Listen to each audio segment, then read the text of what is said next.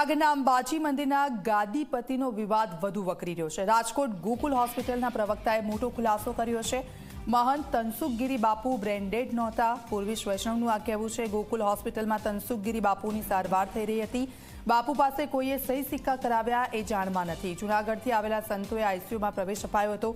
મહત્વનું છે કે મહેશ ગીરીએ ગિરીશ કોટેચા પર લગાવેલા ગંભીર આક્ષેપો બાદ હવે પૂર્વ મેયર ગિરીશ કોટેચાએ પણ મહેશ ગીરીને સણસણતો જવાબ આપ્યો છે। સાથે જ ગિરીશ કોટેચાએ આરોપ લગાવ્યા હતા કે જ્યારે દેવલોક પામેલા તનસુખગીરી બાપુની રાજકોટ હોસ્પિટલમાં સારવાર ચાલતી હતી ત્યારે અમુક સાધુ સંતો છે કે જે આઈસીયુમાં જઈને બેભાન અવસ્થામાં રહેલા તનસુખગીરી બાપુના જુદા જુદા કાગળો પર સહી સિક્કા કરાવી લીધા હતા। ત્યારે હવે આ મામલે હોસ્પિટલ તંત્ર અજાણ હોવાનો દાવો કરી રહ્યું છે। સાથે હોસ્પિટલના પ્રવક્તા દ્વારા પોલીસ તપાસમાં સંપૂર્ણ સહયોગ આપવાની પણ વાત કરી છે।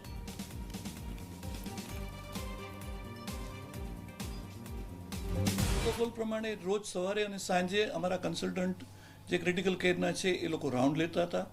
રાઉન્ડ લીધા પછી બાપુના સેવકોને બોલાવી અને એમની સાથે બાપુને મેળવતા હતા અને રેગ્યુલર અમે જ્યાં સુધી વેન્ટિલેટર ઉપર નહોતા ત્યાં સુધી વાત કરાવતા હતા અને વેન્ટિલેટર ઉપર આવ્યા પછી અમે એમને કહેતા હતા કે બાપુ આંખ ખોલો તો એ આંખ ખોલતા હતા, હાથ ઊંચો કરો તો એ હાથ ઊંચો કરતા હતા। દેટ મીન્સ કે જે વાત છે કે બ્રેન્ડેડ હતા એ વાત તદ્દન ખોટી છે। એ જે કોઈ એ આક્ષેપો કરે છે એ વાહિયાત અને પાયાવિહોણા છે।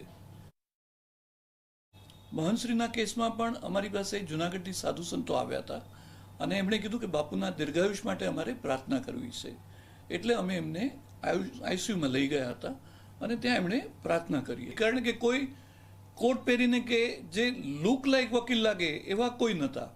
હા, સાધુ સંતો હતા, એની ભેગા બીજા 3-4 જણા હતા અને આપણને ખ્યાલ નથી આવતો કે ભાઈ આ વકીલ છે કે નોટરી છે, એટલે એ બાબતમાં અમને ખ્યાલ નથી।